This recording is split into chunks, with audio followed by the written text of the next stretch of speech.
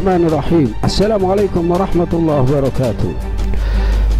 Brother and sister, welcome back to my channel Muhammad Yamin Channel, yang mana pada kali ini akan menginformasikan sebuah informasi, yaitu artikel tentang 5 habaib pejuang kemerdekaan.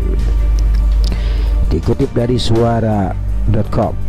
Hari Kemerdekaan Indonesia yang ke-76 menjadi momen tepat untuk mengenang para pahlawan pejuang kemerdekaan Indonesia yang tak hanya tokoh nasionalis dan cendekiawan, tetapi tokoh agama termasuk ulama atau habaib juga ikut berjuang melawan penjajahan. Dari sekian banyak pejuang, ada 5 habib atau 5 habaib pejuang kemerdekaan RI fenomenal yang kali ini diulas agar generasi muda mengetahui apa saja dan pengorbanannya demi bangsa dan negara tercinta. Siapa saja? Berikut 5 habib atau habaib pejuang kemerdekaan Indonesia beserta jasa-jasanya, seperti yang dirangkum suara.com hari ini Selasa 17/8/2021. Yang pertama adalah Al-Habib Salim bin Jindan. Al-Habib Salim merupakan ulama kelahiran Surabaya 18 Rajab 1324 Hijriah atau 7 September 1906.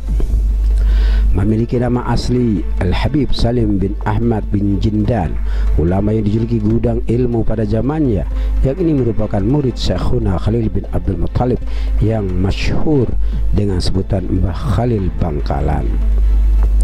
Selain berdakwah, Al-Habib Salim juga menjadi pejuang terdepan untuk kemerdekaan Indonesia. Habib Salim bahkan ikut serta membakar semangat para pejuang untuk berjihad melawan penjajah Belanda dengan tenaga, fatwa, dan pidatonya yang berapi-api. Ulama yang ahli dalam berdebat dan orator ulung ini pernah ditangkap masa penjajahan Jepang dan Belanda. Meski ditangkap, semangatnya dalam berjuang dan berdakwah sama sekali tidak surut. Yang kedua, Habib Ali Kuitang. Habib Ali Kuitang Al-Habsyi merupakan tokoh penting dalam jaringan Habib pada akhir abad ke-19.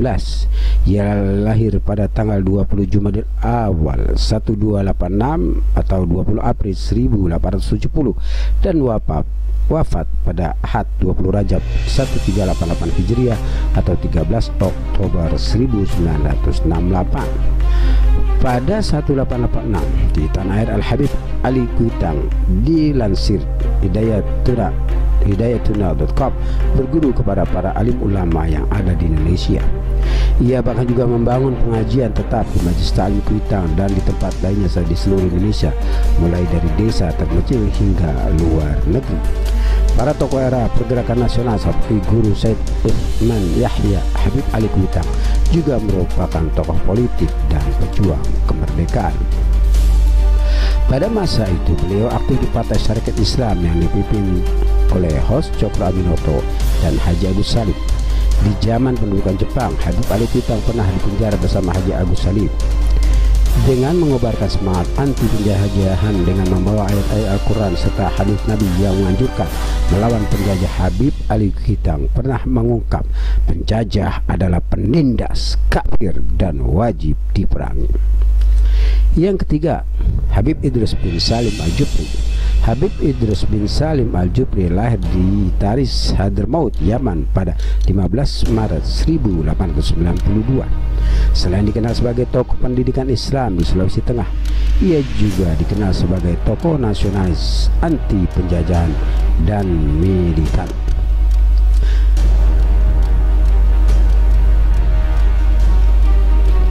Dilansir dari Bincang Sari, kesetiaan dan rasa kagumnya pada Soekarno diungkapkan dalam sebuah syair kemerdekaan yang ditulis Habib Idrus pada tahun 1945.